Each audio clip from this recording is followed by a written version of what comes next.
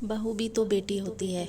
कमला और सुरेश की एक बेटी थी रीना। रीना को बचपन में ही पोलियो मार गया था, जिससे वह एक पैर से अपाहिज थी। सब लोग उसे दया की दृष्टि से देखते थे और अपने माँ बाप की बहुत लाडली थी।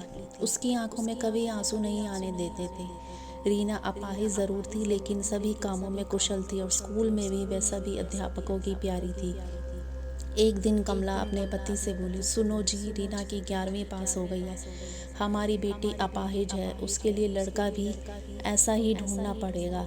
लगता है उसकी शादी करने में बहुत मुश्किलें आएंगी, इसीलिए अभी से लड़का ढूंढना शुरू कर दो।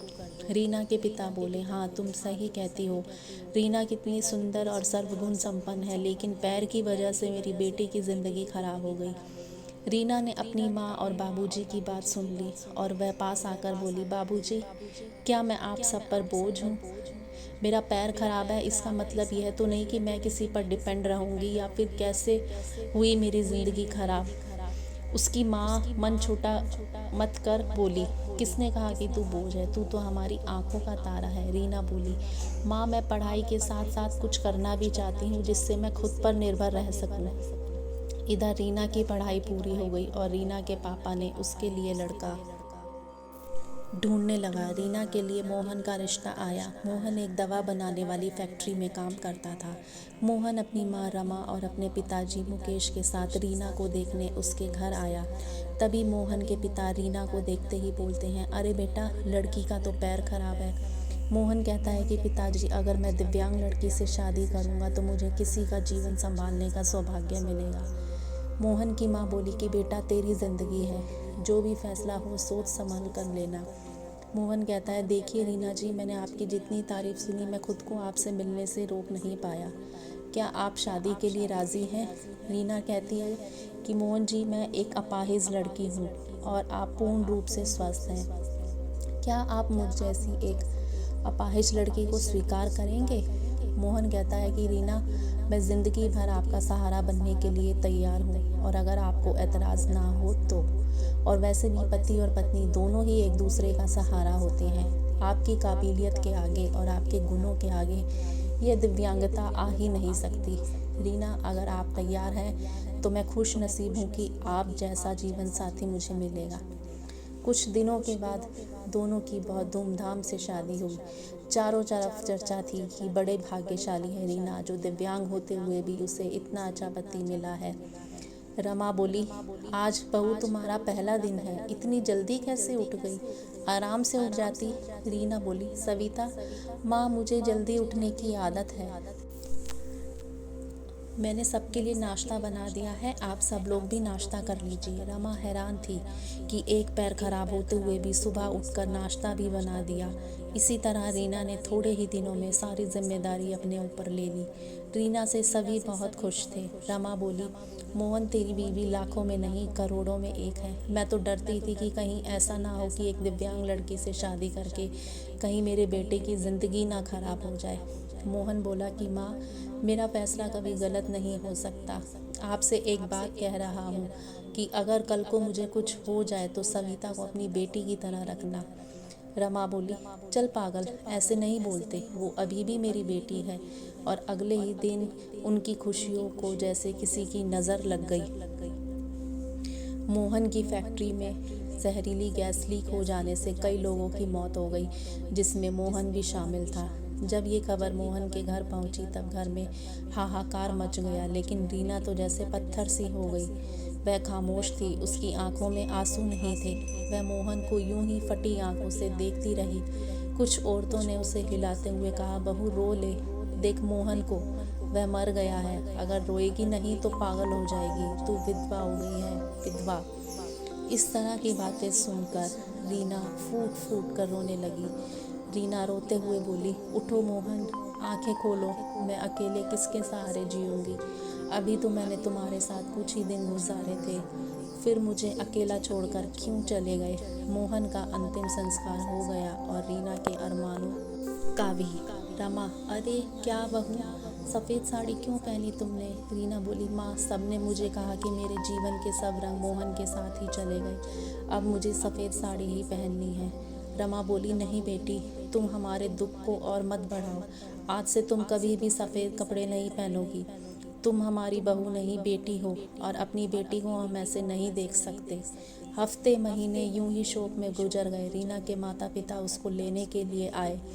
कमला बोली, बेटी का जीवन तबाह हो गया, पूरी ज़िंदगी कैसे कटेगी, इसीलिए हम उसे अपने साथ ले जाना चाहते हैं। रमा ने कहा कि देखिए समदन जी, रीना कहीं नहीं जाएगी। आप उसकी शादी करके कर्तव्य मुक्त हो गए हैं, लेकिन अब हमारे भी कुछ कर्तव्य हैं इसके लिए। हमारी बहू हमारी बेटी बनकर हमारे पास ही रहेगी। ये कहते हुए रमा ने रीना को गले से लगा लिया। मुकेश, हाँ समधी जी, रमा सही कह रही है। हम रीना को आगे पढ़ाएंगे और किसी लायक बनाएंगे। आप चिंता मत करना, हम रीना को अपनी पलकों पर बिठा कर रखेंगे। रीना बोली, माँ बाबूजी, मोहन इनके इकलौते बेटे थे, अब वो नहीं है तो ऐसे में मैं भी इनको छोड़कर चली जाऊँ, ये सही नहीं है। मैं इनके पास रहकर ही इनकी सेवा करूंगी। इन्होंने तो मुझे बेटी बना कर रखा है। रीना के माँ बाबूजी चले जाते हैं। अब रीना अकेली थी। उसने अपना सारा ध्यान पढ़ाई में लगा दिया। ऐसे में उसकी मुलाकात गौरव से हुई, जो समय समय पर रीना की पढ़ाई में मदद करता था। गौरव मुकेश के दोस्त का सबसे अच्छा बेटा था। उसके काम के सिलसिले में मोहन के पिता के आस पास आना जाना लगा रहता था।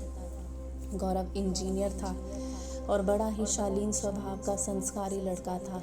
चारों तरफ औरतें बातें बनाने लगी। एक औरत बोली, अरे देखो कैसी विधवा है, ये सफ़ेद साड़ी नहीं पहनती, पति का ज़रा भी दुख नहीं है। तो दूसरी बोली, बन सवर कर कॉलेज जाती है, बेचारी रमा और मुकेश का तो बुढ़ापा ही खराब है। तीसरी औरत ने कहा, पहले इस लड़के का घर में आना जाना ठीक था, लेकिन अब तो मोहन नहीं है, इसे जवान विधवा बहू के घर नहीं आना चाहिए। लेकिन सविता को किसी की बातों से कोई फर्क नहीं पड़ता था, क्योंकि उसके सास ससुर उसके साथ थे। रमा जब इतनी अच्छी बहू के लिए लोगों के ताने सुनती तो वह तड़प उठती थी, रोने लगती थी। रीना ने अपनी मेहनत से बीएड कर ली और विकलांग कोटे में वह एक सरकारी शिक्षिका के रूप में नियुक्त हो गई। बोली, रमा सुनो मोहन के पापा, हमारी रीना अब एक टीचर बन गई है। लोग ना जाने कैसे कैसे ताने देते हैं और हमें अब उसकी शादी कर देनी चाहिए। मुकेश कहता है, सही कह रही हो रमा, विधवा है, अनाथ नहीं जो लोगों की उल्टी सीधी बातें सुनेगी।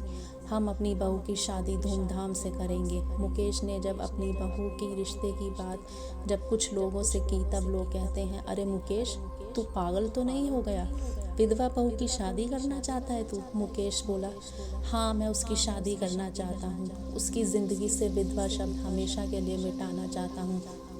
तभी गौरव वहाँ आ पहुँचा और कहा कि अंकल, अगर आप मुझे रीना के काबिल समझें तो मैं आपकी बहू से शादी करने के लिए तैयार हूँ। मुकेश हैरानी से बोला कि गौरव तुम? गौरव ने कहा, जी हाँ मैं।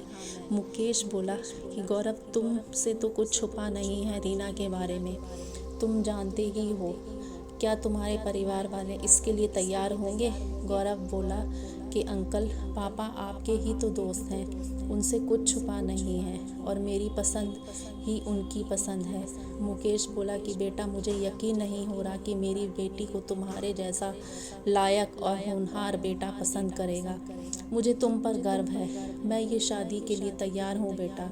तभी मुकेश घर आके रीना से कहता है, रीना बेटी, तुम जानती हो मैंने हमेशा तुम्हें अपनी बेटी से बढ़कर माना है और मैं चाहता हूँ कि तुम्हारी ज़िंदगी के अधूरे सपने को पूरा करूँ। मैं तुम्हारी शादी गौरव से करना चाहता हूँ। तुम्हें कोई एतराज़ तो नहीं? रीना हैरान हो जाती है और शादी के लिए मना कर देती है।